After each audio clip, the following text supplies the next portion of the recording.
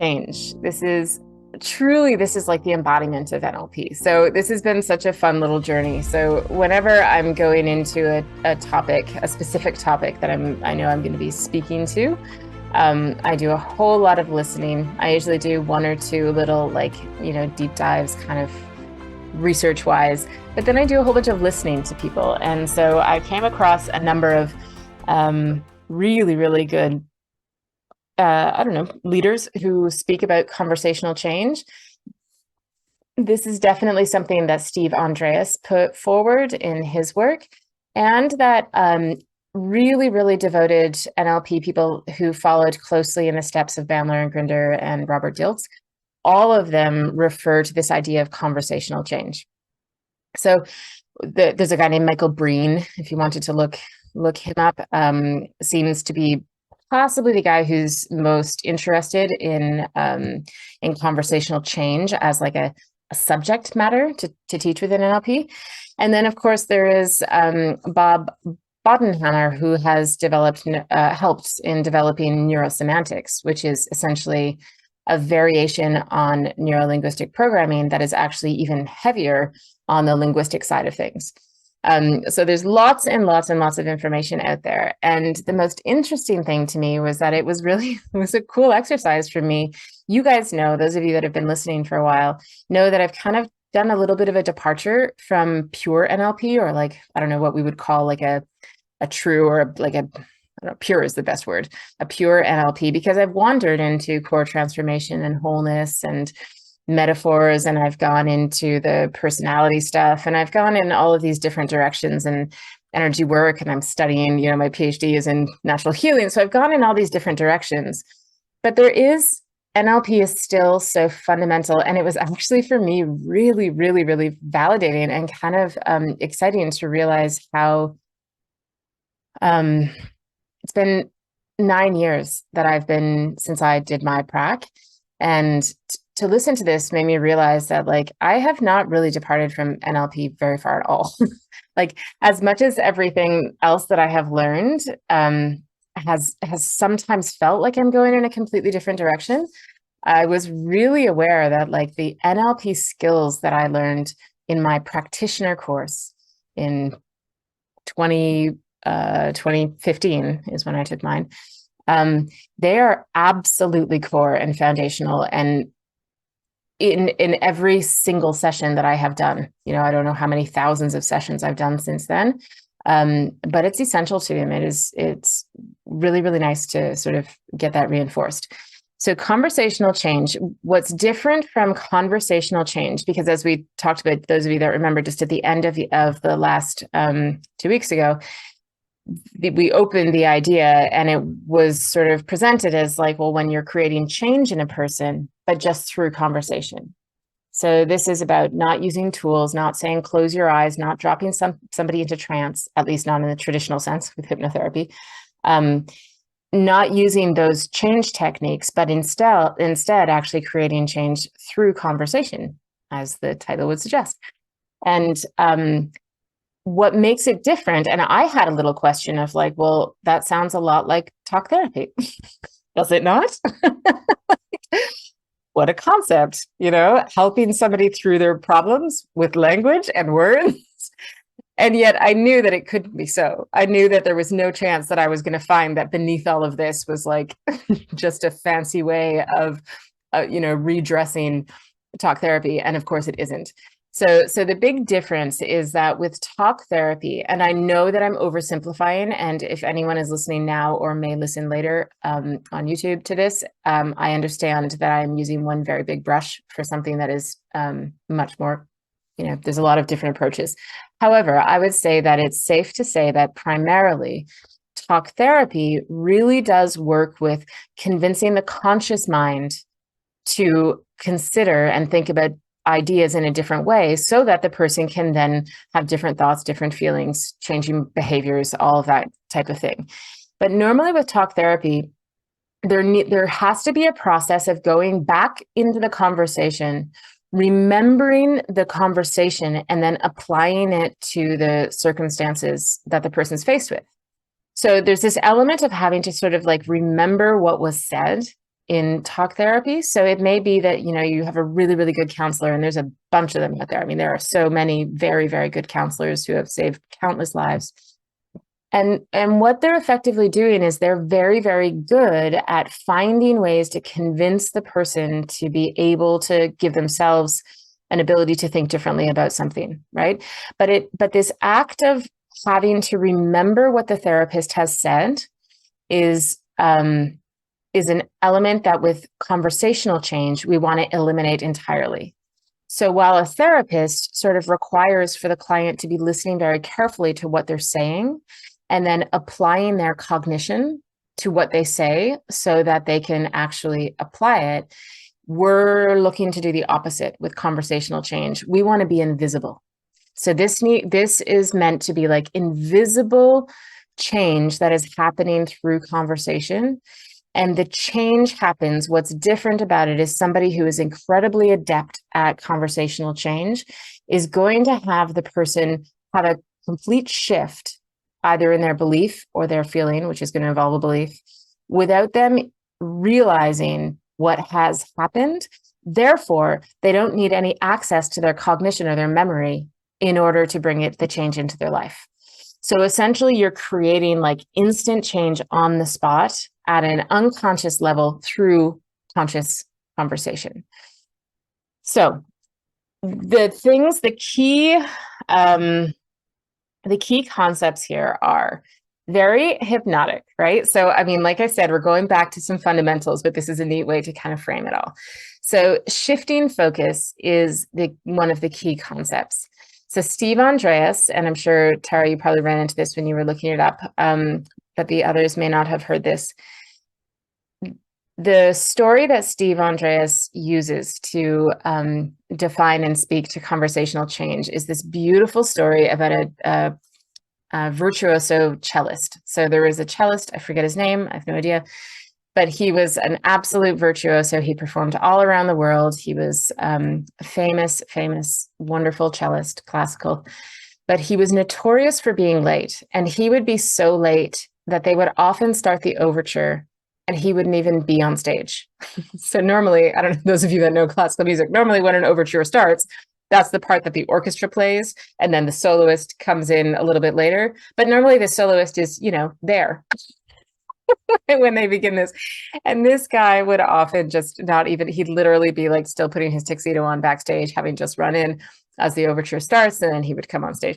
Anyway, so he was fairly notorious for this, and people knew this about him. And for years, this is how it went. And one day he was running onto stage. I think this was a rehearsal. He was running onto the stage. He was late for a rehearsal. And he went to start giving all his excuses, as he always did, to the conductor. And the conductor stopped and looked at him and said, "Don't. I know how unpleasant it is for you to be late." And that sentence changed his life. He writes about this 22 years later. He continued to perform and teach until he was 86 years old. But he said, for years and years and years, he had been coming late. And when this conductor said, I forget his name, I think it's Juan or something, "Don't, Juan. I know how unpleasant it is for you when you're late." The offering of compassion in that sentence at so many layers, what that did, he literally said, like he says, for the next 22 years as a performer, he was never late again. And what that conductor did, whether it was conscious or unconscious, who knows, right? Whether this was just like the kindest soul in the world that had some sort of like amazing ability to be this person, or whether he actually intentionally understood what he was doing and potentially, delivered the message with some intention to create change, who knows? But look at what he did in that one sentence, right? So one can presume, and I didn't run into it this way, and I'm using a little bit of Steve's analysis here too, is that likely the focus was on that he should be on time.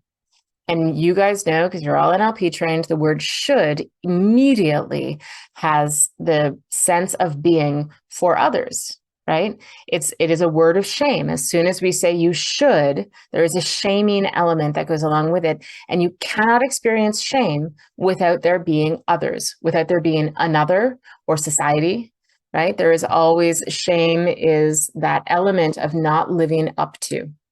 And so the idea of changing it from you should be, which is a for others way of thinking, by demonstrating that this was actually about him and not about others, it's very likely that for all those years when he was late, he was really caught up in, I should be there, I should be there, I shouldn't be late, I shouldn't be late, which stopped him from ever paying attention or using a lot of insight or focus on what was happening for him, but instead on the reaction of everybody else around him. And so that conductor giving him that permission to actually realize that it wasn't about others, this was about how he felt, is so powerful.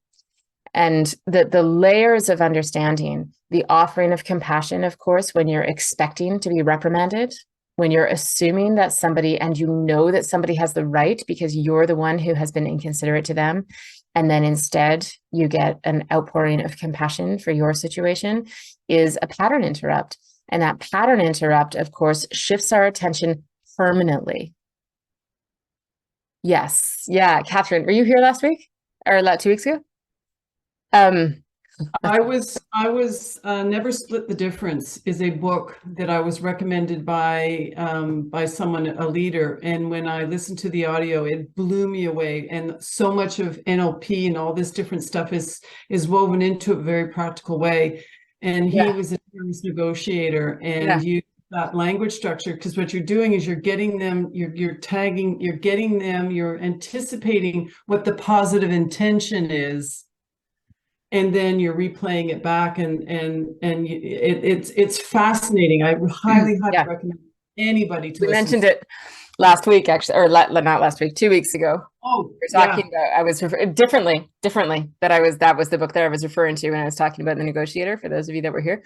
Because it's radical compassion, right? So it's this radical compassion, which that's exactly what it does. That pattern interrupt of what you were not expecting, and then it shocks the system, and it's permanent. So what we do understand about this pattern interrupt and then an insertion of something, just as it negatively affects us, right? So when you get a total pattern interrupt that's shocking enough to the system and it's negative, you tend never to forget that, right? Like if you were just like, walking down the grocery aisle and you ask somebody to like hand you the cereal box, and instead they do something really negative, you're likely to remember that like 10 years later, right? Like, because it's not been, even if it wasn't that bad, even if it was like a verbal something that like, but if it stands out so much. We never quite fully understand how much our neurology is out ahead of us. I mean, that's how we survive, right? That is how we survive as a species. It's why we do it a lot better than most other species, is because we have this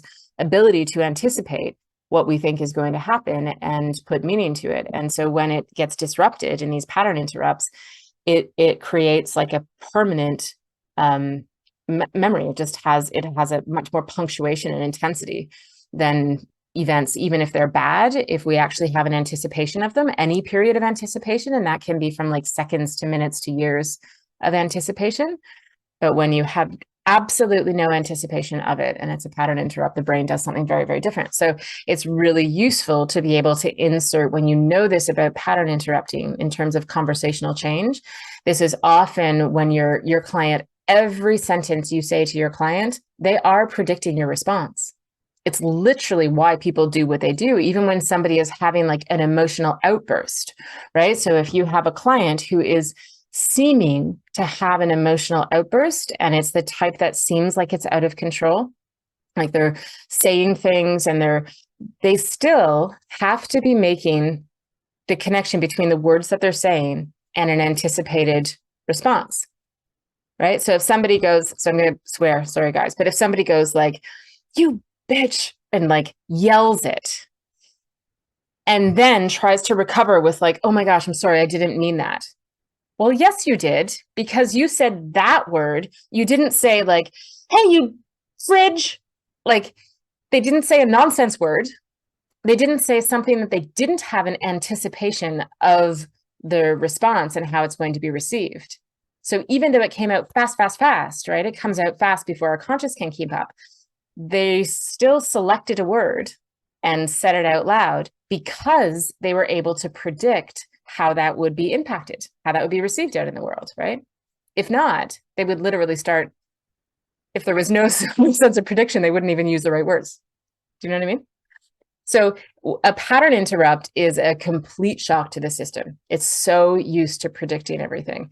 And so whenever you're doing conversational change, anything that you can do as a pattern interrupt, just by virtue of doing it as a pattern interrupt, is actually going to have greater impact and a more lasting impact on your client than setting them up so that they can start to anticipate the response.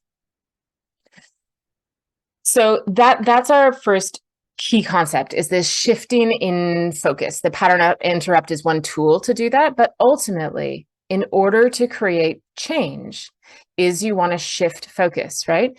So there's a couple of ways, and these will be familiar to you, but it's nice to think about them in this frame. So obviously the shift from the self to other. So if somebody is presenting a problem to you and you can tell that their focus is on how it's affecting them, one of the most effective things that you want to do with conversation is immediately get them out of their frame of reference of self and get them into the other, right? So there's lots and lots and lots of ways to do this. You're just going to do like innocent questioning of like, that is so interesting. That must have been so tough for you. How do you think your neighbor felt? And because we're sort of trained to do this, like if you're not talking about the person in the room, because we're not interested in the story, and if we're not talking about the person in the room, we're talking about the wrong person, that this is where there's an exception to that. Because sometimes you'll get clients that are so obsessively talking about themselves, and that in itself is the problem. And so just to be able to direct their attention to like, I'm curious, your neighbor who also saw this happen, were you able to decipher how they might have reacted to it? Did they react in the same way as you, or did they react differently? Because sometimes some people react differently than you did to this event. It gives you the opportunity to do a whole bunch, right? You're shifting their attention away from their experience to somebody else's. Doesn't even matter who, just away from them to somebody else's.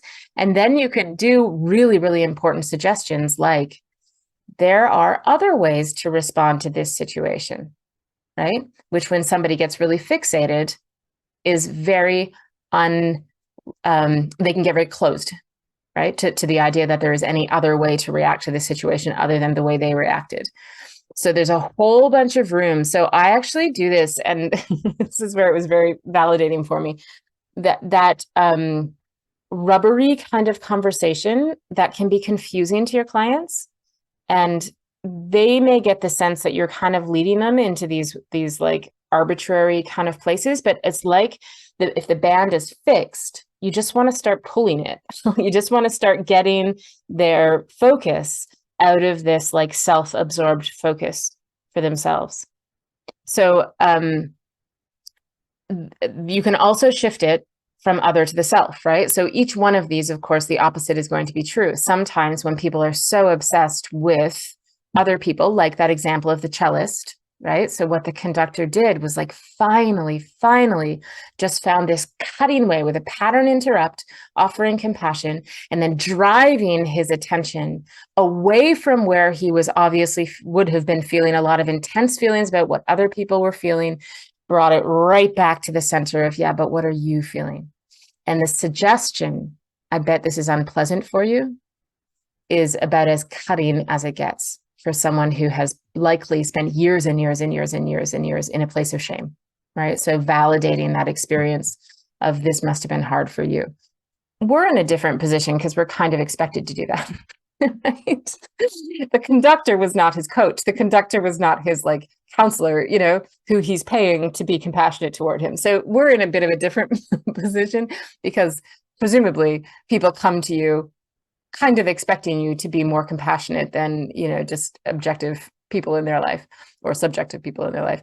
However, people still settle into their patterns, right? So, you know, even people who will say things like, you know, I don't want to go to I don't want to just sit there with someone who's just going to tell me that everything's okay, or that like I should have self-love, or that I'm good. You know, I don't want to sit there with somebody who says that.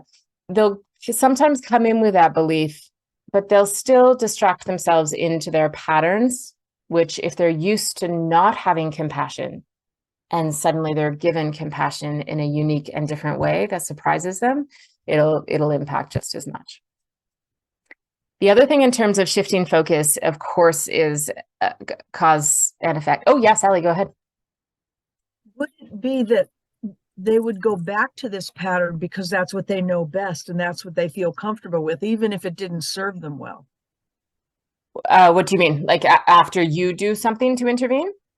Well, no, I mean, if they're coming in to have a conversation about a behavior change or about letting go of some kind of trauma or just working on change for themselves, so often as they're trying to work on this change, when they hit a speed bump or something that is a little challenging, they'll fall back into that pattern of comfort that they're so used to that does not serve them. Right. Yeah. Yes, they will, unless you have allowed them through the conversational change to experience something they've never experienced before. So if it's brand new, it's like the stuff that you can't unsee. So for this guy, the cellist, if he had never considered before that there is somebody out there in the world who is having a different reaction than judging him, he probably for 10 years never considered that there was a human being who looked at his situation and actually thought to themselves, that poor guy probably feels really unpleasant right now. He was assuming that every single other human being out there was judging him for his bad behavior of showing up late.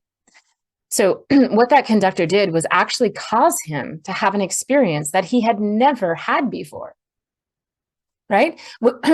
So because he had that experience now, and it was new likely, he can't go back to the old pattern. He can't go back to that fixed belief that, of course, everyone is judging me as being late.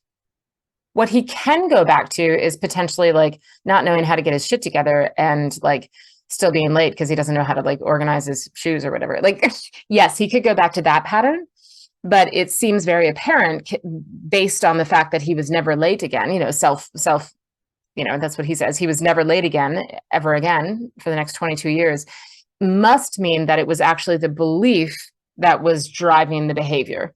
And with the belief changes, which is the essence of NLP, right? This is what we keep trying to drive home, is it's the belief that determines the behavior, not the other way around.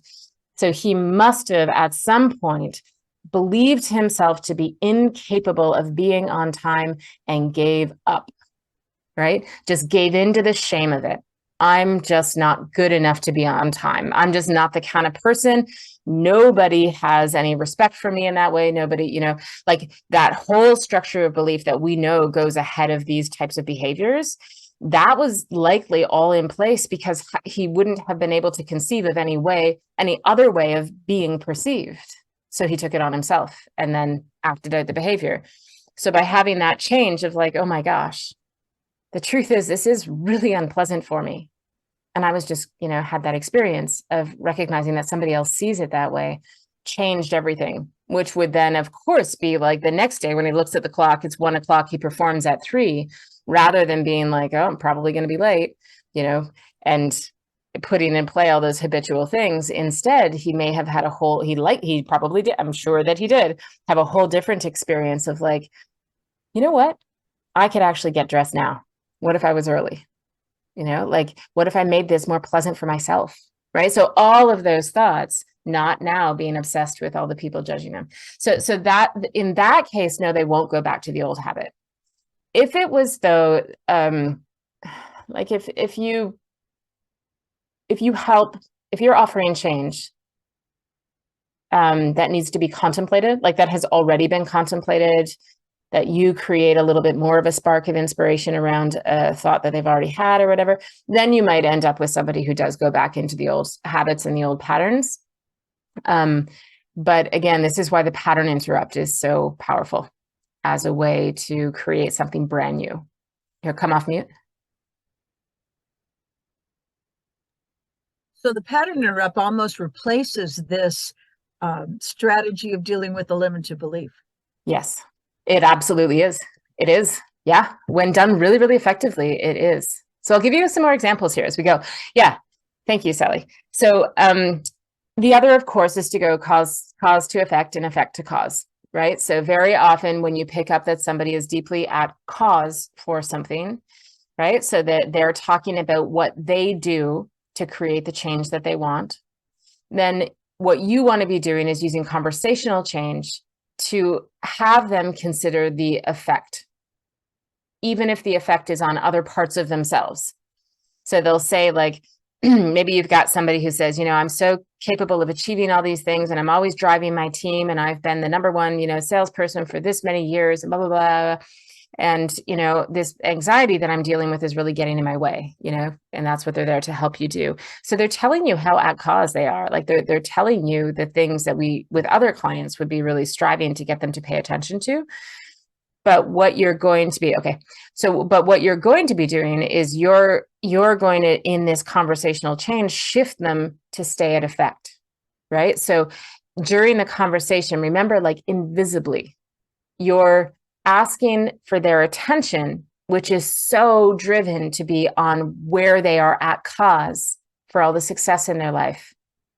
You need to use the same language with somebody like that to match where they're at effect. So as soon as you hear somebody who's really dominant by being at cause, they're not going to take kindly. They're not going to accept you talking about them being at the effect of another, because it's not in their nature. It's not in their model of success. And if somebody is seeking to be successful, then you're going to use the model that works for them, which is to stay at cause.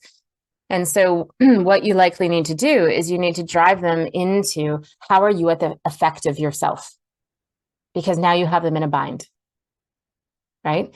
Where you bring them at cause and recognize that they are indeed at cause, they themselves are also at effect, and get them to describe it to you. So it's a forced way of them having to realize that there is more to consider than just the action they're taking, the driver of being at cause. And it'll likely be uncomfortable for them, but because it's staying in the realm of they themselves being at both sides of this, it'll be enticing that they can't not respond. That they'll have to acknowledge that, yeah, this is having some effect on me. And if it were to have some kind of effect on you, do you think it actually would affect you most in your physiology, in your mind, in your emotions, so you can bring them around. And as soon as you notice as a practitioner that they were at cause and now you have them talking about at effect, you can be certain that you have just successfully completed conversational change. It doesn't, you don't know for sure what the outcome is going to be. And with conversational change, you often don't. Right? When you're asking when you're shifting the focus, you're not doing it because you know what the answer or the solution is. Because very often we don't know what the answer or the solution is. None of us are God. None of us are omnipotent in a way where we know what every other person or human being wants or needs, right? But we do know that the problem is that they are fixed in their perspective. And so our job is to get them out of that, get them focused somewhere else. So again, whether you're bringing someone at effect to cause or someone at cause to effect, this is the conversational change. I feel like I should just mention one little thing. I don't know. I don't think I said it. The reason why you would use conversational change as opposed to just continually saying, close your eyes, when did you decide that, go up on your timeline, or let's work with that part and do a core transformation, or, some modality shift or whatever, is when you're really working on that congruence that we were talking about. So if you're really working on mind, heart, gut congruence, then you're very likely to actually have a more lasting and profound change that somebody is going to be able to, where you can task around it in an applicable way, if they've actually brought the change together in this conscious conversation style, as opposed to closing their eyes and having an experience of it. So when you're really looking for someone to be able to shift a problem that requires balance, where that it's going to be more. So I guess an example would be if somebody needs to get rid of a belief that, I don't know, that like they're not good at speaking in crowds or something, that would be best done on a timeline. That would be best done with like, well, when did you decide that you can't speak in crowds, or, you know, whatever the case may be? Because you just need like the part of them that believes that to not believe that anymore. It's going to be much more effective and time effective and everything else to go up and find the root of that belief and just let it go and get the learnings and all that kind of stuff. They're also going to have a real tangible experience of it. When you're working with something that's way more chunked up, so when you're working with something that's like, I worked with a girl today who said to me, my problem is that I can't seem to prioritize getting things done. I always end up doing things at the last minute. And the truth is I do it because I can get away with it. It usually works out really well. And I looked in the mirror. As so often we do. But it was this hilarious, like lifelong, you know, when I was saying, okay, so when did you first, you know, when do you think you first fell out? You know, elementary school teachers used to say that I, you know, left things to the last minute, right? The whole story that probably many of us here are familiar with, all the peas in the room. But what was really important is that this belief, like I've been working with this girl for a while. I could go back and do that belief, right? I leave things to the last minute, but there's like 1,000 moving pieces to that belief, right? And I am not confident at all that if I go up on her timeline, get rid of the belief, there's so much that has to be aligned and congruent with changing a behavior like that. Like that has to be something that is dealt with differently. And so in this case, I also happen to believe that she is going to be better suited to find a way to accept this part of her as opposed to change this part of her. She doesn't believe me.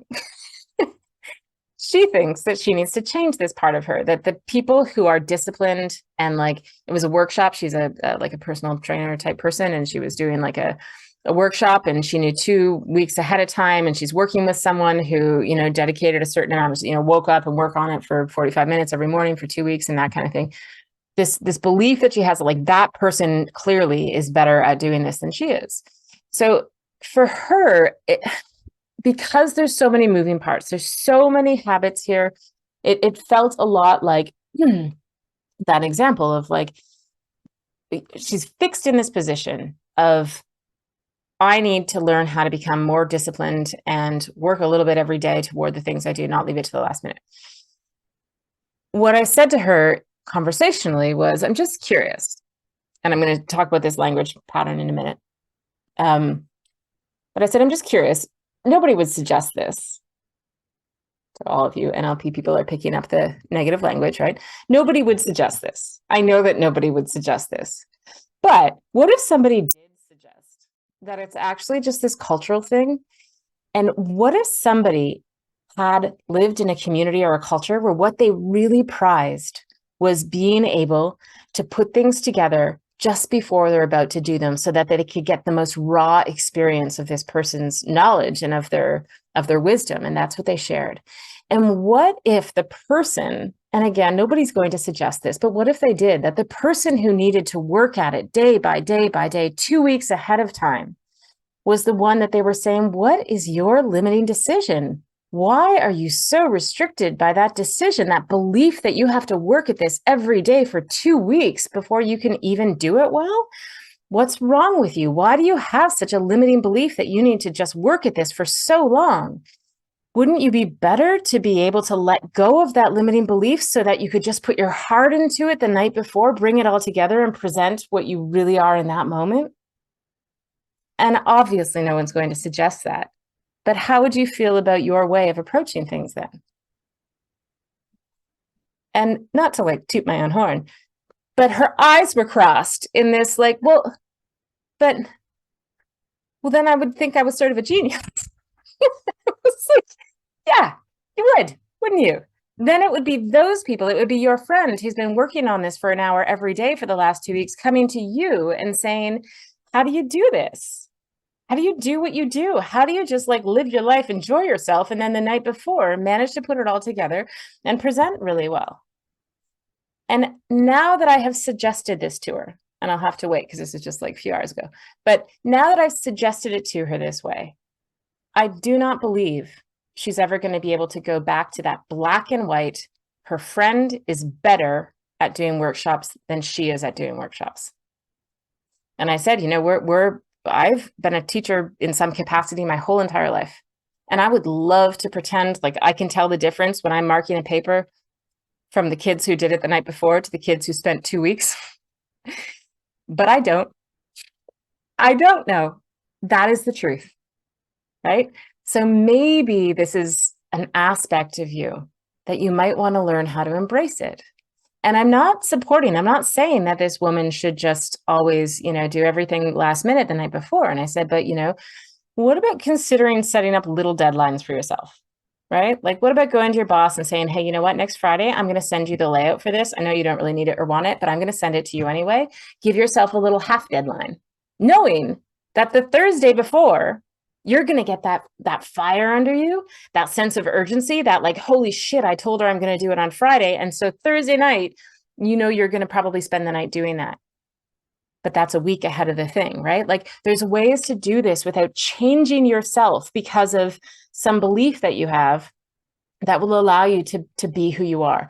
That kind of conversational change, I promise you, I guess, that will be more effective for her than if I had gone up on her timeline. She had gone back to where she made the decision that she can't do things on time, because you know what would have happened? She would have come back on her timeline and gone, of course I can discipline myself to do a little bit every day, right? I would actually, just by virtue of calling it a limiting belief and then going and trying to change it, I enforce it. And who am I, or you, or her, or anybody else to say that this particular way of working, of like being energized and motivated is wrong? I would sooner rather her embrace this quality about herself, think differently about it, and make the world adapt and come up with really creative ways so she can continue to be exactly who she is and feel successful, right? So, shifting focus. Cool. The other thing, of course, is internal representations. So we have the benefit as NLP practitioners, we have the benefit of understanding internal representations. I've said this a million times, but I'll say it again. Every single time we have a thought, we have a picture that goes along with it. So I cannot say to you, kangaroo, without every single one of you getting an image of a kangaroo in your mind. It's impossible. Right?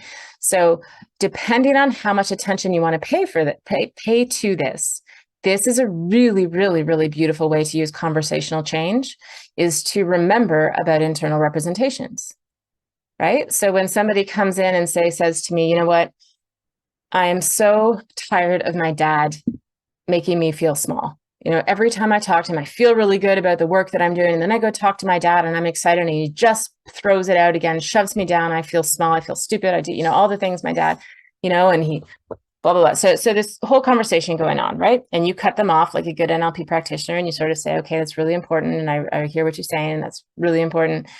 I'm more curious about what happens to you. So when your dad says X, what's happening? So you do the whole thing where you bring the attention back to their experience.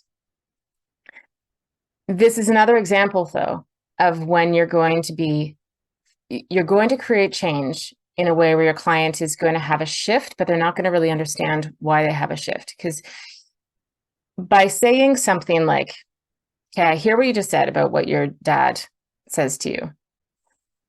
I'm just curious, what does your dad look like when he's trying to show you that he loves you, but he really doesn't know how? Do you know that look that he gets? Do you actually have a sense of when he does that? And leave it right there. And your client cannot not see what you just suggested they are going to see. They can't not. Right? Like it's impossible. So if you say, that was very specific what I said, but I could say something as simple as like, what does your dad look I mean, and you always preface everything, right? With like, I'm asking you this for a reason, so just bear with me. What does your dad look like when he's laughing? When he's like really, really, really amused? What does his face look like? Do you know that face well? Now they're looking at their dad laughing. And I'm curious, do you know what your dad looks like when he's really, really, really tired? Yes, no, whatever. Even if they say no, I totally don't. Of course they do. It's their dad. They know exactly what it looks like, right? And you don't care what they say consciously because that is not the point. That has nothing to do with what you're doing. You know that unconsciously, you've just changed the internal representation from this guy who's making them feel bad to this guy who's now laughing, who's now tired. And so when you say something like, what is it your dad looks like? I just want you to imagine this. I'm not saying that this has happened. I'm not suggesting to you that this is actually what's happening. Long pause, by the way, after I'm not suggesting. What does your dad look like when he's trying to figure out how to express that he's proud of you, that he loves you, that he wants to understand what you're doing, but he has no way to do that? And they're either going to totally catch on and be like, I know what you're doing, in which case you get to smile and be like, uh-huh, we're going to do it anyway. Or they're going to say something like, I don't know, he doesn't do that. And then you're going to say, well, are you sure he doesn't do that? I believe you. I'm just curious. Are you sure that you don't know what it looks like when he is trying to express love to you, but he gets all muddled up and he instead says something that might sound critical or might sound like it's a lack of belief or whatever? The suggestion that you're making is only intended to shift the IR. You don't know what this guy might be a raging asshole, right? This might be a guy who is truly like, not supportive of his daughter or whatever the case may be. And you're not going to ever change reality in that way, right? You're not going to suddenly have someone who experiences a father who loves them and is, like that is not going to be the experience. The experience is that their brain is going to have to start considering possibilities of their father's intention, their father's resourcefulness. They're going to have to start considering it. And often, just by doing that alone, the brain starts to loosen, right? It just starts to let go and loosen of what has stayed fixed and what is causing the current problem. So you can start, you can start suggesting anything at all. Just continue to remind yourself this person has an internal representation stuck in their brain right now. And that internal representation is causing them to feel really bad, is causing them to become unresourceful, is causing them to stay at effect. So anything that you suggest for them, you do understand that you're likely to get some conscious resistance because of course you are, right? If somebody says to me, hey, Tara, can you consider that your kids are really, working hard to help you clean the house? I'm going to be like, I'm not. But for a split second, my brain just had to do it. In order for me to object to it, my brain just had to do it. I had to have this tiny little consideration of my kids actually attempting to help me clean the house in order for me to object to that. And that is helpful. It's not going to necessarily, in this case, be the thing that changes it. But then when you say, okay, what, somebody says to me, okay, well, how is it that you believe? What are the, and then I start going into our traditional way of NLP. What is it that you do believe your kids are doing and what, and then try to move me to cause so I can encourage my kids instead of just yell at them or, whatever the case may be. And all of this stuff where they're changing the internal representations of like, how do your kids react to you when you start joking with them? They're expecting you to yell at them, but you make a joke instead. What do your kids do then?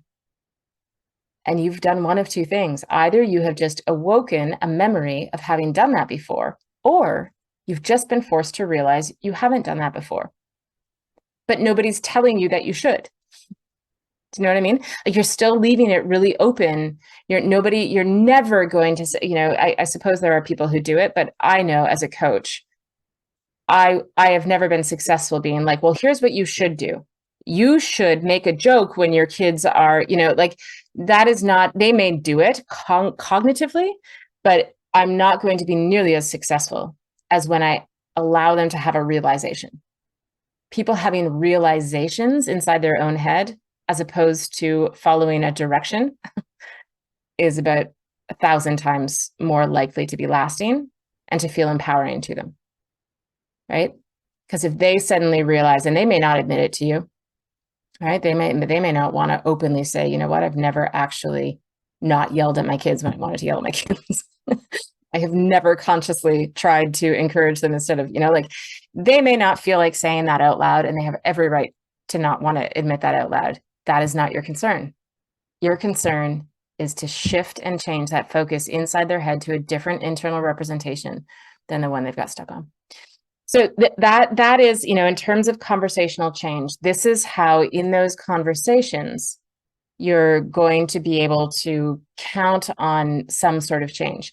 The other thing is this idea of opening and closing. So I just want to bring your attention to the idea that, like, you always, in conversational change, you're almost always, I do think that there's the overwhelm is kind of different, but most of the time you're taking a fixed position. And I could stretch this to mean all the time, but I'm happy with most of the time. You're taking someone from a fixed perspective.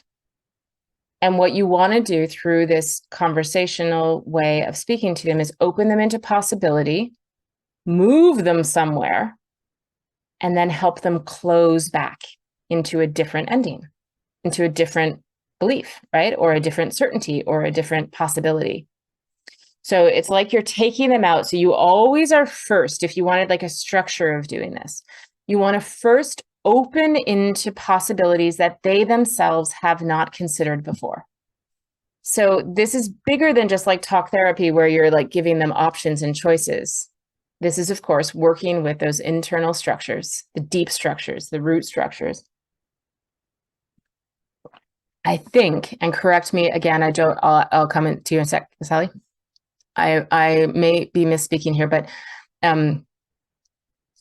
talk therapy is not likely to go into the ridiculous in the way that NLP could, right? So if we're opening someone, remember that exercise I did with a bunch of you where I was saying, like, you can practice different emotions. So you can practice, like you could say, okay, so you're going to this funeral. Imagine if you had walked into that funeral laughing your head off. Imagine if you'd walked into the funeral furious. Imagine if you walked into the funeral proud. Imagine if you walked into the funeral curious, right? So you list like 20 different emotional states, and the person is forced every time to actually recognize, yes, blowing out the filters, with new possibilities. So in the very same vein as doing that exercise, but that's an exercise that you have to have them close their eyes and, be willing to go into imagining these different emotions so that they can stop thinking that there's only one fixed way they can respond. Every time you're using conversational change, you want to be thinking in that same way where you're opening into possibilities, and you can go into the complete ridiculous, right? So if they're coming into you saying, you know what, I am never going to be able to have the confidence I need to, lead this group or whatever, you can go into like either like any area of possibility and just start opening it for them. Imagine you do. And imagine you're 90 years old when you finally get confident enough to lead this group. It doesn't matter that makes no sense. It does not matter. You're not doing this because you're trying to build a cognitive path toward a solution. That is not your job. That is a talk therapist's job. What you're doing is you're working with their neurology. So imagine you're 90 years old and you are going to call me, and I don't care that I'm going to be 95. You're going to call me and you're going to be like, I just did it. And I bet you're going to be like, just as proud as if you figured it out yesterday. Like, I paint the scenario because their mind opening up into this is so, so crucial, or you could end up meeting somebody that is going to be the perfect complement to like you. And all of a sudden you realize that as a team, like, I can start mentioning these possibilities, and all I'm asking my client to do is to follow. No, I'm not even asking them. I'm just proposing it in a way. And I count on most of my clients being too polite to actually cut me off and be like, Tara, can you stop talking? Like, very rarely do I get clients who do that, even if they don't understand what in the world I'm doing. And I we'll do this for short enough period of time and bookend it with all sorts of things that stay in rapport with them. And I'm already in rapport, and then I go back in rapport. The fact that I kind of went out of rapport for a minute or two as I went into these weird things where they're just looking at me with like, I don't understand what you're doing, is okay, because I'm going to come back in with them. And again, the exercise in this place is I could be a machine doing this. It's not about rapport at this point. So long as you bookend with rapport. Literally, it could be a machine or like a computer program that is causing their mind to start flexing in these different ways and opening up into the possibilities. But then you do eventually want to get into now, if you imagine that as like a stretching exercise, you've got them all stretched out. They're all like limber now. Now, when you say, okay, I want to go back to reality though. What are the possibilities? I want you to think out, if you chose to change this about yourself, what is it that would have to happen for you to feel twice as confident 2 weeks from now? You're so much more likely for them to step into possibility, because it's not going to sound nearly as ridiculous as what you just said, right? It's going to seem very conservative now when they say, well, it would help if I actually asked my husband for some help and got some sleep at night. All right. Right. And that is going to seem like a very small, like, it's true. They're kind of giving in to like, there are more possibilities, right? So once they're open and you want them to actually sort of like start poking around, then you want to close in on them. You want to bring them back to a place. You don't want to leave them out there in the open of the possibilities necessarily, most of the time. You do want them to sort of select some options, if not one, the best one. Ideally, what they do is say, like, you know what, that's what I'm going to do. This week, I am going to go home. I'm going to talk to my husband, and I am going to get him to commit to somehow me sleeping 8 hours every night so I can get these hormones balanced out and I can get my head clear again and I can approach this differently, right? So ideally, there's sort of one best solution that can immediately become actionable, but you could also bring them into at least knowing that there are other possibilities, other choices, and kind of close in on the ones that are available to them. And then you go back to your normal NLP work.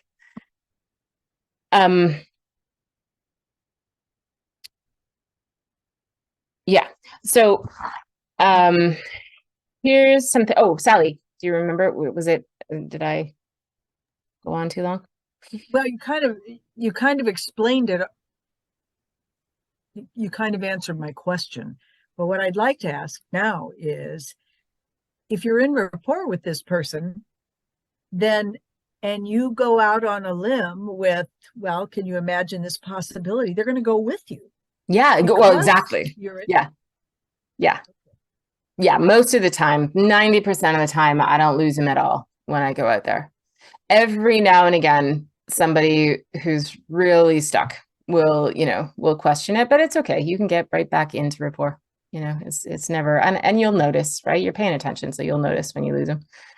And it's fine. I actually think confusion like that, because they're confused, because they're like, what the heck? I was just in rapport with this woman, and now she's like batshit crazy, and they're confused why you're out of rapport now.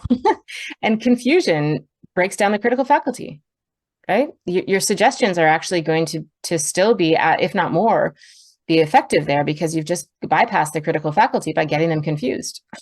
This is literally how people like do mind work, like in a negative way, right? If somebody is like gaslighting, if somebody is doing like all of these different techniques that people use in a really negative way, confusion is a massive element to that, right? There is nothing as effective for an emotional abuser is to get fully in rapport and connected with somebody and then completely jar them by getting totally out of rapport, so that the person is like, what just happened? And then come back. Like, that is the method of manipulation for people that want to keep you under their emotional thumb, right? So we know how powerful confusion is. It is a really, really powerful thing. So, those of us here only ever use it for good. We only ever use confusion. Sort of, Catherine's on the edge. But we only use it to create positive suggestion for somebody to stay connected, and to have beliefs and ideas that serve them better. But yeah, don't ever worry about confusing your clients, so long as you know that there has been rapport and you'll get back into rapport. Tara, so to that point, and all kidding aside, though, sometimes when so you're in rapport, you do the confusion, and then the people that are using it for evil, are they in some cases relying now on the victim or the person that's susceptible to start clamoring for that rapport to come back? So they will do grappling anything back to get them to like them again, so that they get that rapport back. 100%. 100%. Yes. Scary when you watch it going down. I've watched trainers do it. I've watched trainers actually the technique of going in and out of rapport to get the attention of the people who are causing disruption by, you know, asking too many questions. Yeah. Yeah. It is a. Did I confuse you, Catherine?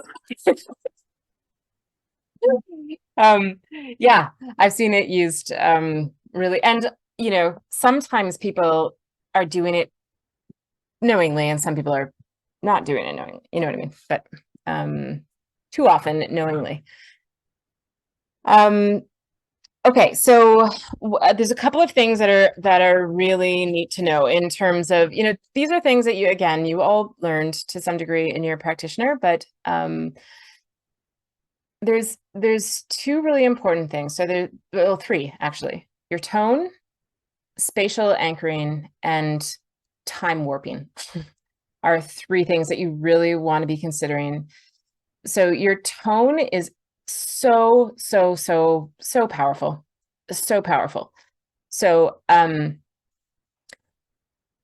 we have do you guys know the science behind when we're reading to ourselves? Like if I'm reading a book to myself, there's whispers, like minute, imperceptible muscles moving in your throat that indicate that you're actually talking, you're actually speaking.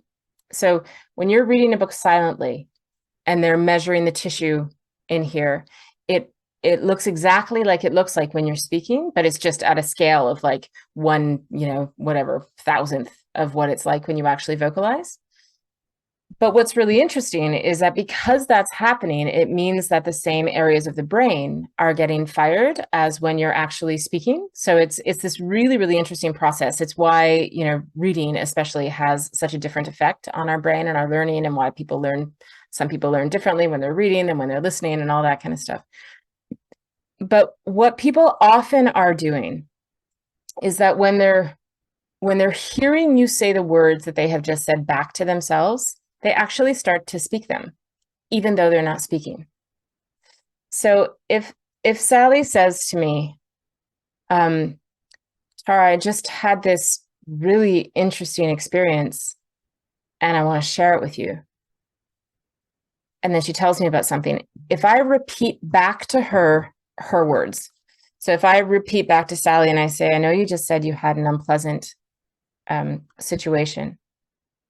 There's an action by my repeating her words, and she knows I'm literally repeating them exactly. So she knows what I'm saying. When I say, you just said you had a really unpleasant experience, what happens is that she's actually speaking the words to me as I'm speaking them to her.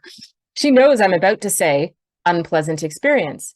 And so at this really subtle level, she actually speaks it at the same time as me, unpleasant experience. And it's happening at this micro tissue level inside her throat. Doesn't even realize it's happening. Now, when I say a different word than her, so she has said to me, I had this really unpleasant experience and I don't think I'm going to be okay. And I say, Sally, I'm sorry you had this really unpleasant experience. She unknowingly is speaking back to me, but I say, and you know what I think you're going to be okay. I'm actually activating a part of her that is very similar in brain structure as if she's speaking it, because she's trying to figure out what I just said different from what she said. And she's actually going to go to her throat to repeat what I said to make sense of it. So this whole process of like the brain and the throat, whereas if she's just listening to me, if I say something, you know what, I actually had an experience similar, and I'm telling her a story now that is like completely different from hers, and I'm not repeating anything, like there's no mirroring and repeating going on, she doesn't do the talking thing, like that doesn't get picked up. Now she's just listening. So there's so much value. We've known for a long time, people have always known, people, getting into rapport is so natural, mirroring is so natural for so many people, but we've never really understood why. And these things that we're learning now in terms of all these connections and what we can measure, we can just measure now in a way we couldn't measure 20 years ago in terms of like the minuteness of what we can pick up and measure, right? So it's really, really, really effective to feed people back what you've just heard and then just modify it for them, because it acts as if it's sort of happening from them as opposed to being given to them. You know what I mean? So again, really, really fundamental NLP, of course, to use their own language, right? Hopefully you're all still paying attention to the language that your clients are speaking and picking up their words and their sentences and their phrases. Abra's smiling at me. I love it. Abra, are you doing that? Like, so that's what she's doing.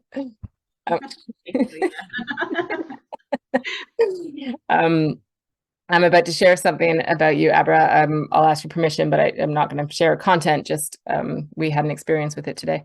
But yeah, a lot. What you want to be listening to is how the language that you're saying, of course, is actually going to resonate with what they're saying, except very intentionally and deliberately, where you want to drop in positive language and positive, possibilities where they don't have them.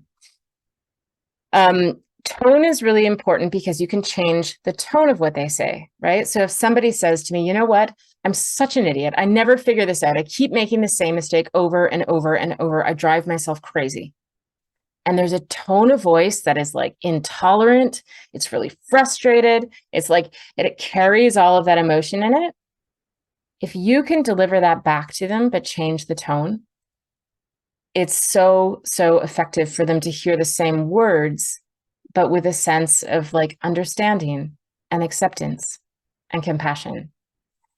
And it's not going to be nearly as effective if you're using your own, fancy language or what you feel like is, you can imagine for me, I'm always like, you don't want to be the human, what's the thing called? Thesaurus, where you're correcting a language to better language. I know you said you're mad. I think what you meant was that you're actually resentful. Like it's, there's a time and a place when it's really useful to expand somebody's emotional vocabulary so they can, better identify things, but not when you're doing conversational change. You want to be taking exactly their words, their thing, but changing the tone. So it would be something like, you know what, when you feel like you're making the same mistake over and over, that kind of mistake is one that I get it, you don't want to be repeating, right? Like you're saying back to them everything, but there is this tone in your voice and it's so simple, but it's like a kindness that they can't give themselves right now. But again, you know that if you're saying the same words, they're likely actually have that thing going on in their throat where they're actually kind of saying it to themselves in their brain. They're actually saying it to themselves, but they're going to have it with that tone. There's also the age-old hypno trick, right? Where you pause before. So if I'm trying to get somebody to accept themselves, I might say something. This is very like Milton-esque, right?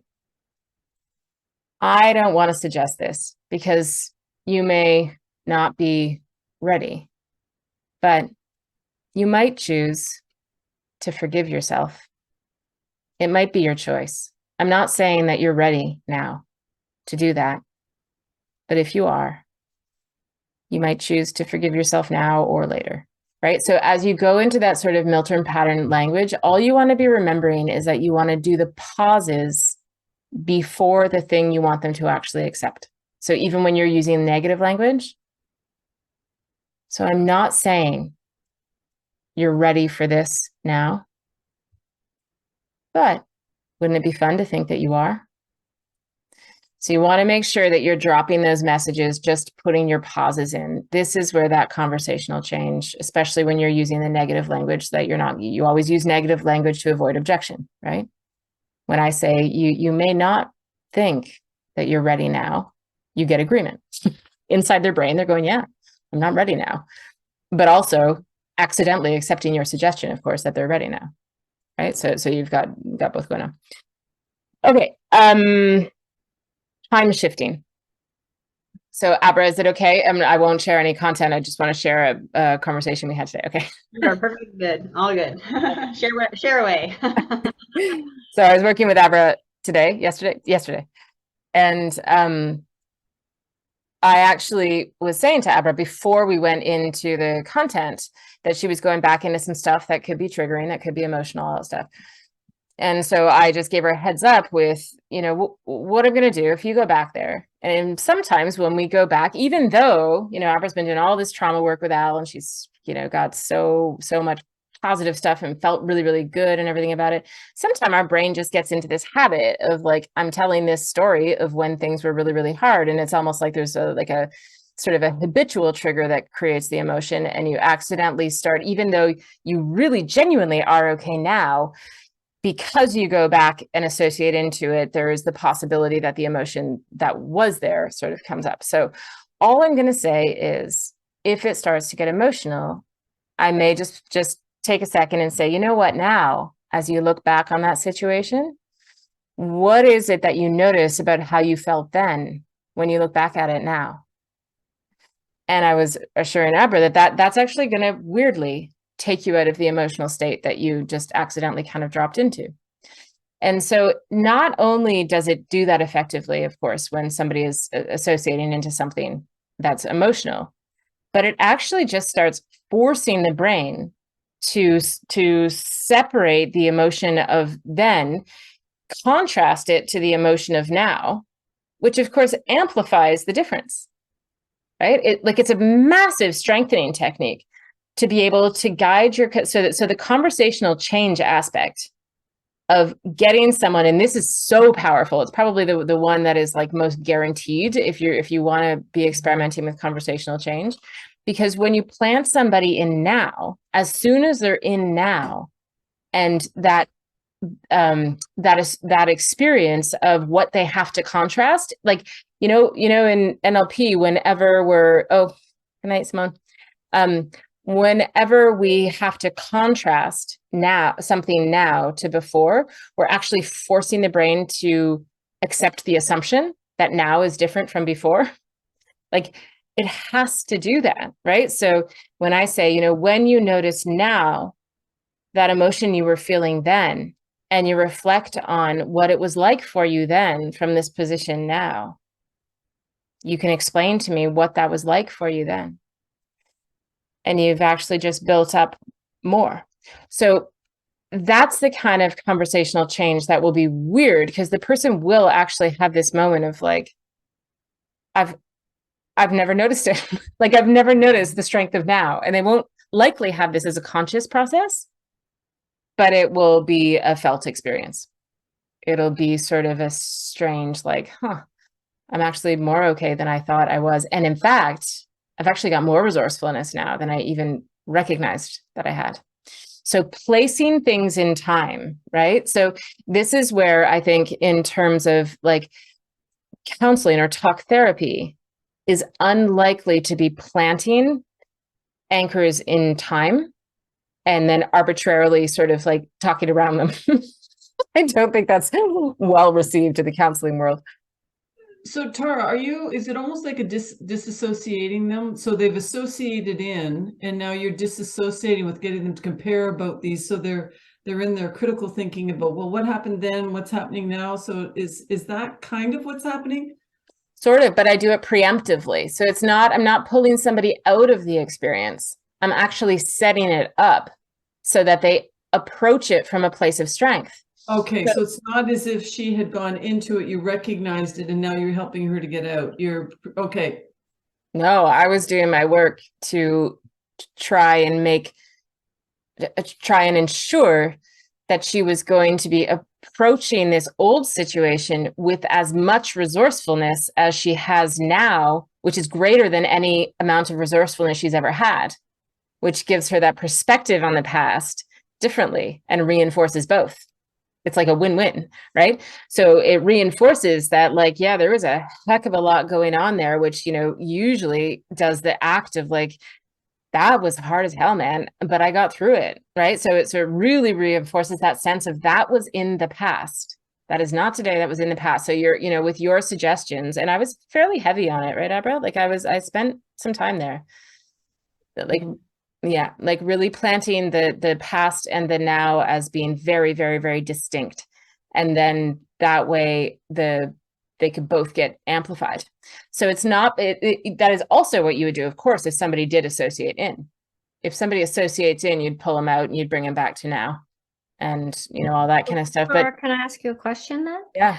So I do a very similar thing, but I future pace. I deal a lot with pain, clients with pain. So I'll future pace them out so that in the moment that I'm working with them, right, and they could be very negative, but I compare that to maybe where they were a month ago. Yep. And their pain that they are now, but I future pace them forward, but I use the languaging that what we're doing now in that moment, okay, is that they're physically and mentally here in this moment, they're doing the positive things so that in the future, say tomorrow and the next, you are going to feel that much better. So I plant that into them. And people say, well, are you hypnotizing me? Because it always works. Yeah. Right. Now I've opened a window for them, but I use that languaging to take it forward for them so that then when they come back in, now they're like already thinking, well, I was here, then I was there, and now I'm feeling here and I'm more optimistic. Yeah. Absolutely. Yeah. That's exactly what you're doing. The only thing that I would add to that is potentially leave it more open to choice, use a little bit more Milton language for the future. So, as opposed to directive, because in the future, depending on your client too, but if you go out to the future with a even more open, you may notice tomorrow that the pain is even less, so that they're actually choosing that option themselves, which is even more empowering. And have you noticed when you talk about that, where their eyes are going? Yeah. Have you noticed with your clients, where do they go? Yeah, of course. Absolutely. Yeah. You want to make sure that they're creating that. Yeah. I mean, you want to make sure that they're out in creation. Normally it's going to be visual, right? Almost always it's going to be visual. Even with auditory and kinesthetic people, it's still going to be visual when you're asking, imagine tomorrow. Usually that's how people are, associated to it. Yeah, you want to make sure. I mean, it's not that you want to make sure. It's cool when you notice. I guess. Okay, let me tell you one more thing, and then we're at 8:55. The other thing, and this always feels slightly manipulative to me, but I do it anyway because I know I'm doing it in the best interest of my clients' well-being. But there is a lot to be said for anchoring on yourself, right? So, if you you're not going to do this if you don't try and juggle everything all at once. But when I have clients who are really, really fragile, so when I have either really young clients, I will do it with sometimes, but clients that I consider for whatever reason to be fragile clients, especially when it comes to being kind to themselves, like accepting things about themselves and everything. If I can anchor on myself, the place of trusting me and the place of like where I want to give them choice, in contrast to when I want them to take my word for it, I can plant that in a spatial way.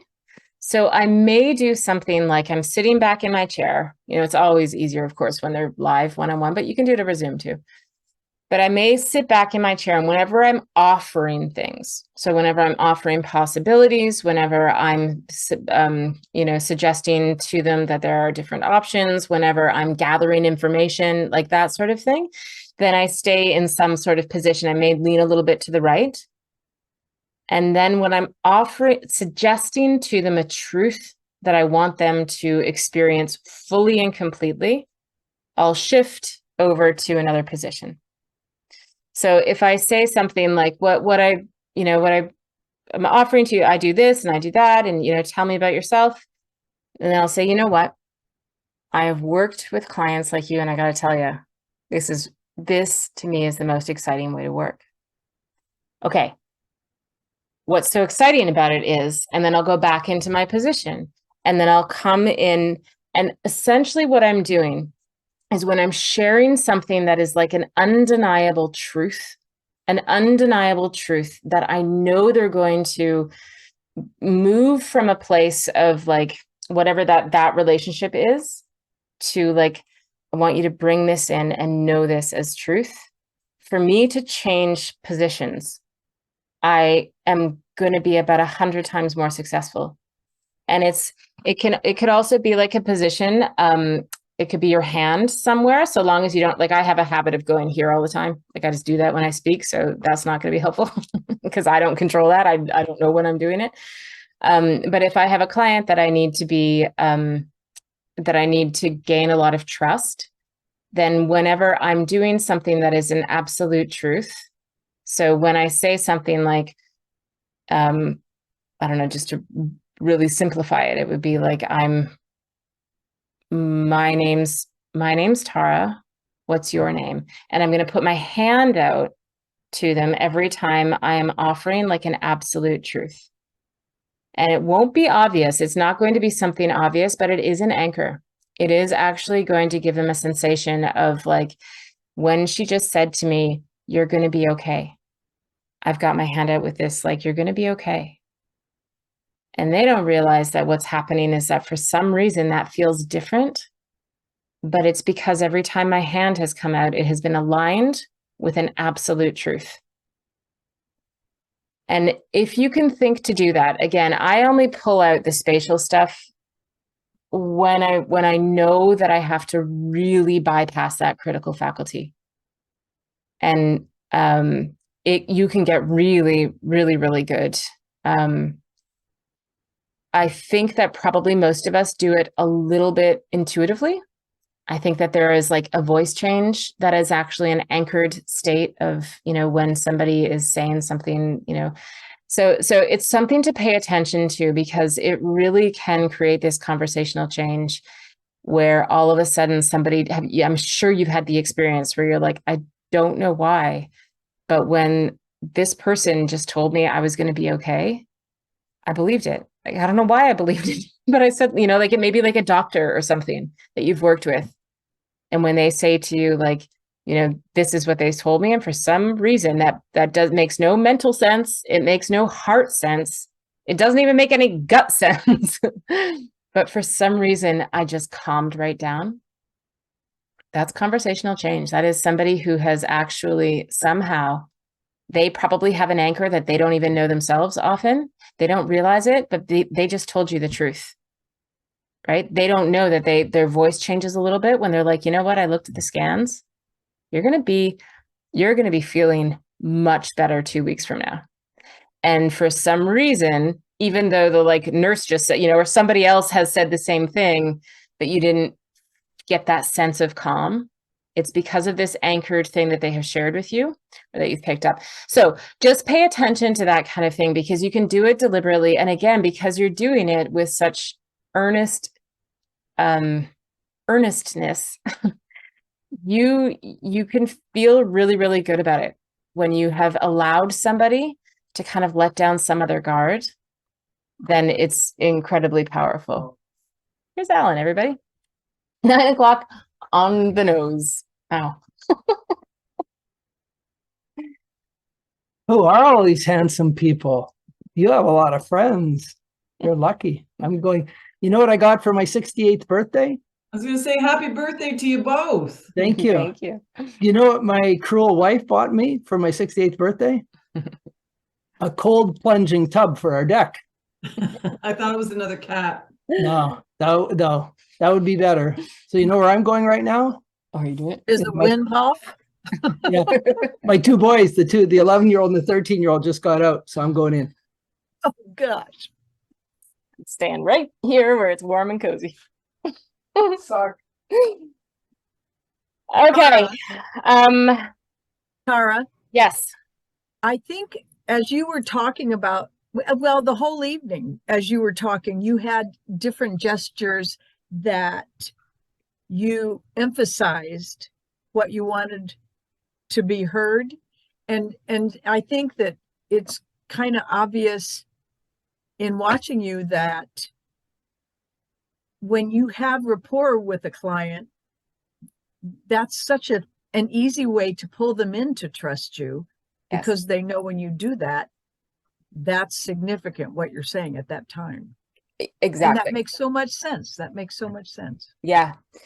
And it keeps us very humble, right? Because, you know, I know that when I have somebody's trust, we're good at what we do, right? And so the humbling part of like, okay, this person is trusting me, and I know that what I'm saying is actually going in even more deeply probably than they know. You know what I mean? Like, I know that the unconscious mind is constantly paying attention, right? I mean, this is why when you say things like, I'm wondering if you want to come home with me, and you're going, like, when things like that get dropped, right? When you say these little things, the conscious mind doesn't even really notice that it has happened, but the unconscious mind is constantly, it is absolutely vigilant, right? The unconscious mind is vigilant, paying attention to everything, every gesture, every word, every tonal change, everything. And so, you know, our responsibility in making sure that we stay really, really, really congruent is so important. And it comes down to when you do get in, you know, that trick I'm sure you guys have heard about, like when you're not figuring out how to get into rapport. Like I've had the odd client here and there where I just like am baffled. Like they're just not like me. You know what I mean? Like they're probably like ISTJs or something, like a total foreign breed to me. Like and I don't know how to get in rapport with them, because what in the world, how do you get in rapport with an ISTJ? Sorry, those of you that don't have Myers-Briggs, but or like an Enneagram, you know, 3 or 8, or I don't know. So I don't know how to do it. I clearly know how to get in rapport with 8s. I'm married to one. But you know, that beautiful way of getting into rapport of like, you just say to yourself, I am going to act like this is the world's most interesting human being. All you have to do. Like, you will automatically get into rapport. So when I get baffled like that and I realize what I'm doing is like really working hard to get into rapport, I'm like, what am I doing? I'm not going to be able to figure out this puzzle in front of me. It's human that I don't understand. But if I stay fully engaged and say to myself, Tara, what if this was the world's most interesting human being? All of a sudden, I get engaged in. And usually, by the way, they turn out to be like the world's most interesting person. Because when you pretend to pay attention to a person in that way, there ends up being such an easy opening into the human that you recognize as being exactly the same as you, right? Like, oh, surprise, surprise, this is a human who wants love and belonging, just like everybody else, duh. But I couldn't figure out how to notice that when I was noticing all of the like rigidity and all of the like being on time, all those things, like, you know, not having typos, like whatever all those things are that make this person, were getting in the way of my being able to figure out how to stay in rapport, right? So that trick of just sort of always saying, what if this was the most impressive, interesting person I've ever known? And you will automatically get into rapport. That's what will happen, because you'll match, you'll mirror, you'll do all the things. I don't remember that was an answer to, but hopefully something. Okay, what questions do you have? I have a few more things here, but I feel like it may be overload. So what questions do you have? I'll keep the recording on all the way until you might have a personal question about your own coaching or your own life. This was so awesome. I need to watch this 14 more times. This is like the ninja stuff that I just want to be such a master at. I'm so grateful that you did this. Thank you so, so much. And thank you, Tara, for bringing it up, because like I said, it was so much fun. I got to tell you, it was, yeah, good night, Sue. Validating as heck, and also just like inspiring to remember how powerful this is and how helpful it can be. Yeah, I have to book a session with you to clear the belief that I'm not good with language. Yeah. Yeah. Do that. Okay. Yeah.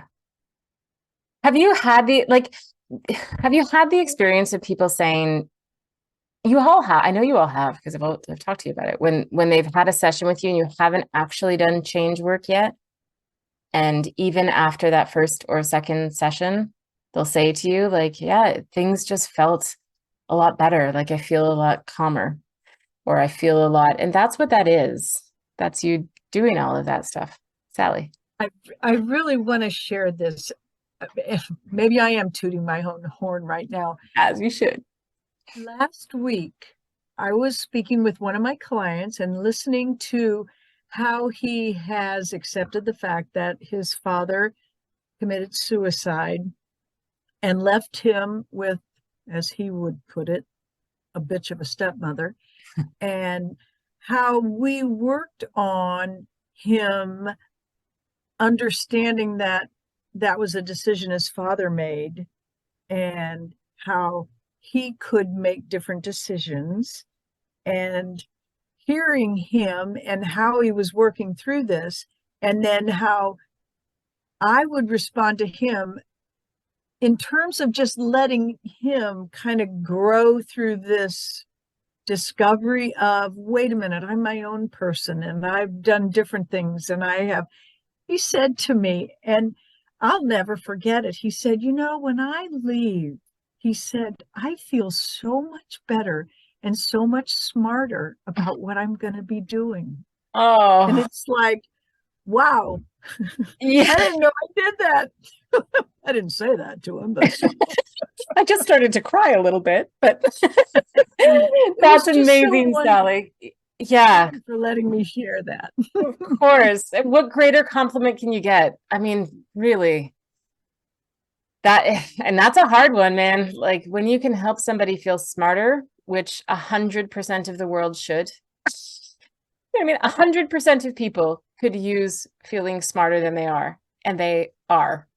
You know what I mean? Yeah. What a beautiful thing. Yeah. Thank you. I'm just realizing, Tanya, you just prompted me. I'm going to say these last few just super quick, not to discuss, and I understand it'll go too fast but if you do want to review the recording then then they'll be here. The other one, of course, is to use negatives, right? So we've covered that, over and over, but using negatives, it is so excellent for the mind. The examples of, no one would suggest this, but what that does to the brain is just, there's nothing quite like it, right?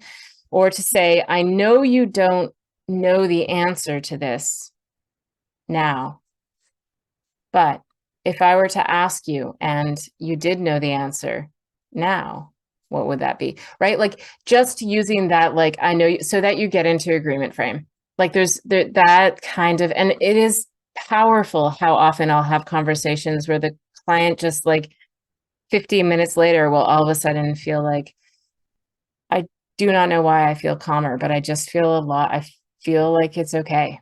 And it is just because you've gotten the mind that has been wrestling and like berating itself and being mean to itself. You just gave it a break by finally going, yeah.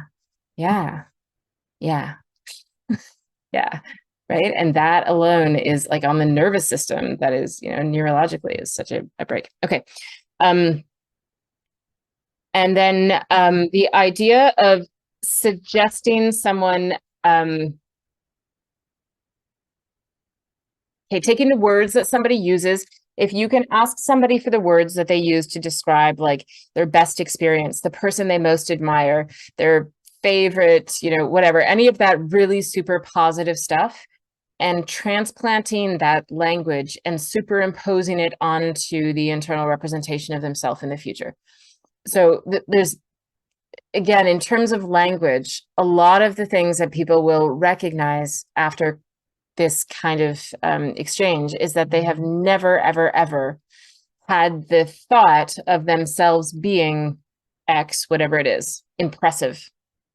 They've literally never in their life allowed themselves permission to imagine what it would be like if they were impressive to somebody else. Because immediately they would have they just wouldn't even get there. And so again, you're not expecting for them to accept it. It's not as though you're some sort of wizard who can say like, imagine yourself being impressive to somebody. And they're going to be like, oh my gosh, I never thought of that. Thank you. I guess I like feel impressive. Like that, obviously that doesn't happen, right?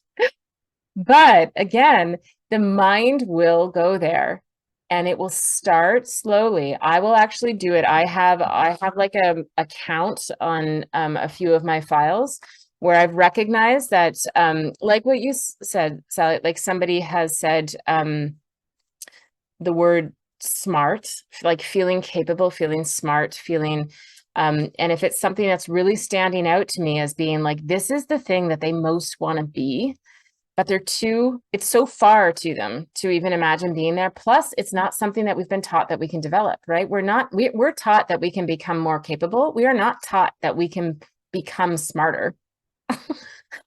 In fact, we're taught just the opposite. We're taught we have an IQ, like that we have a number that is static.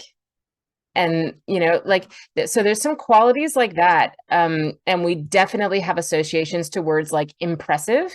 Did Tanya just fly out of the room like something's very wrong? Okay, we're going to stay here until she comes back and tells us everything's okay. Tanya, you okay? Did you need me? Oh, okay. On fire or something.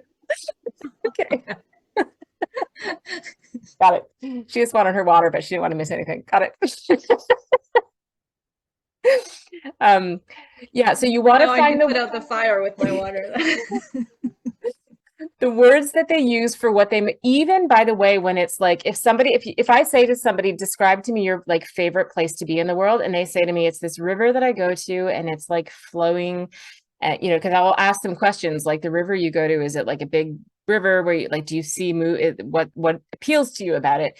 And even though they're describing to me a river, I will guarantee to you that those same words, if we applied it to themselves, would create a sense of calm. So they may say to me, it's really quiet.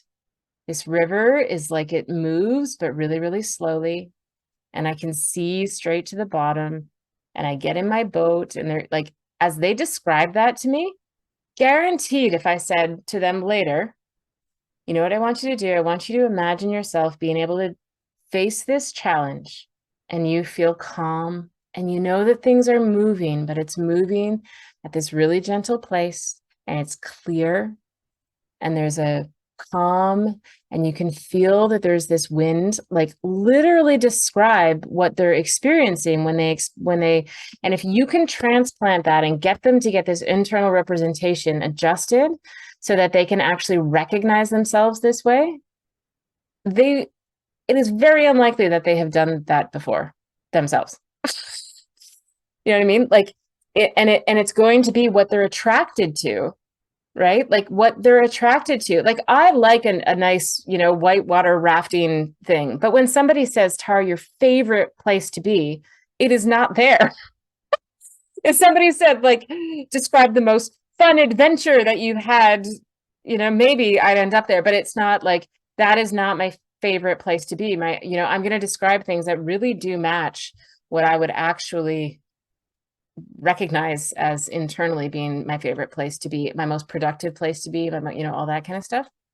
So with a lot of this language, if you can take their language and pay attention enough, I just would always mark them. I wish I had a file here, but you can see that I'll write down some notes and then I'll end up with like a big square around these words.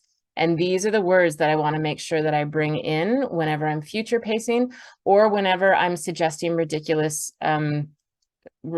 possibilities for them to experience. So I think I think that all of those little sort of things to pay attention to, which are, we know them all. It's just using them in the context of not necessarily doing NLP as opposed to having a conversation that actually creates change within the conversation. It's important. Okay, now I stop. Hey, Tara, to Tanya's point about this, like, this is so amazing. Is it possible to get, is there an automatic thing that can transcribe this video so that we could have a like a written copy of it? Because I would love just to highlight and certain phrases. I bet there is. I think I have seen in Zoom that you can put, I think, yes. I'll research it and I'll let you know. What is it called? Like little, where the words show up as you speak, right? I think that you can download it and then put it into like a program that will then put the little things on the screen. I have software that can do it. I'm happy to do that if that's. Oh, really? There you go. Yeah. Oh, yeah. I'll kiss Anya, that would be you. wonderful. I would be willing to pay for your time. Yeah. If you send me the video, I can. I'll send you the video, Tanya. Okay. Yeah, happy to do that. Yeah. Cool. Wow, I have to go. Thank you so much. This was Okay. so good. Good night. Night. Okay, I'm going to turn the recording